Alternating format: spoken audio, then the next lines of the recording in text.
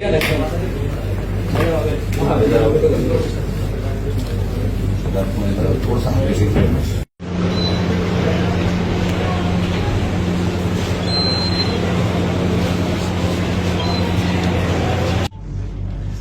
संभल में आज से 3 दिन पूर्व जिलाधिकारी महोदय और मेरे द्वारा एक 101 करोड़ रुपए की बेशकीमती जमीन जिसके गबन का जानकारी है वो मिली थी। मौके पे गए थे, उसके बाद में उस जमीन को अतिक्रमण मुक्त भी करवाया गया था। उस जमीन पे जब आगे कागजात खंगाले गए तो लेखपाल के द्वारा एक तहरीर थाना कोतवाली को प्राप्त हुई, जिसके अंदर तत्कालीन उप संचालक चकबंदी और जो तत्कालीन ईओ नगर पालिका परिषद संभल राजकुमार गुप्ता, इन लोगों के द्वारा अपने निजी लाभ पाने के लिए इन्होंने गबन किया है, जिसमें उप संचालक चकबंदी ने कुछ फर्जी लोगों के नाम है उसमें नामांतरण दर्ज किए थे।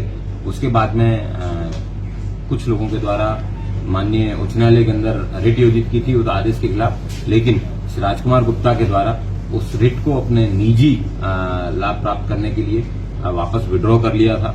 कुल 101 करोड़ रुपए की ये जमीन है।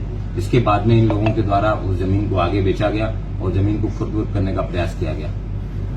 इससे पहले और भी अन्य मामले इनके सामने थोड़ा सा राजकुमार गुप्ता के खिलाफ एक 44 लाख रुपए के गबन का मामला है, वो 2022 के अंदर लिखा गया था, जो पूर्व में इसके 6 साल तक ये यहाँ पे नगर आयुक्त कह सकते हैं एक तरीके से यहाँ पे रहा था, ईओ रहा था, अधिशासी अधिकारी रहा था।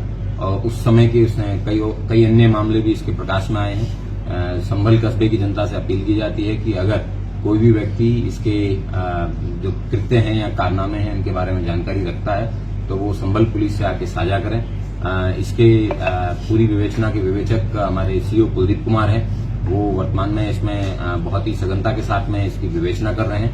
मैं उम्मीद करता हूं कि जो भी संभल वासी हैं वो उनसे अपनी सूचनाएं जरूर साझा करें, ताकि समय रहते इस तरीके के जो लोग सिस्टम के अंदर सिस्टम को ही दिमाग की तरह खाने का प्रयास कर रहे हैं उनकी सफाई है वो की जा सके। सरकार कहां पर किस पद पर तैनात हैं? ये वर्तमान में सहायक नगर आयुक्त शाहजहांपुर में तैनात है। इसको पूर्व में 2 शासन स्तर पे दंड भी है दिए जाने की बात प्रकाश में आई है और ये अपने रिटायरमेंट के एकदम पास में। अब तक कुल कितने लोगों से पूछताछ हो चुकी है? क्या कल कोई पूर्व चेयरमैन से ही पूछताछ हुई थी संभल की? इसमें जिस समय ये ईओ रहे हैं उसी समय के जो संभल के तत्कालीन चेयरमैन रहे हैं उनसे भी पूछताछ की है, और भी अन्य लोग हैं उन सभी से पूछताछ की जाएगी। जिस व्यक्ति के खिलाफ जब साक्ष्य मिलेंगे तब तक उस व्यक्ति को गिरफ्तार करके उसके खिलाफ कार्रवाई सुनिश्चित की जाएगी। Thank you.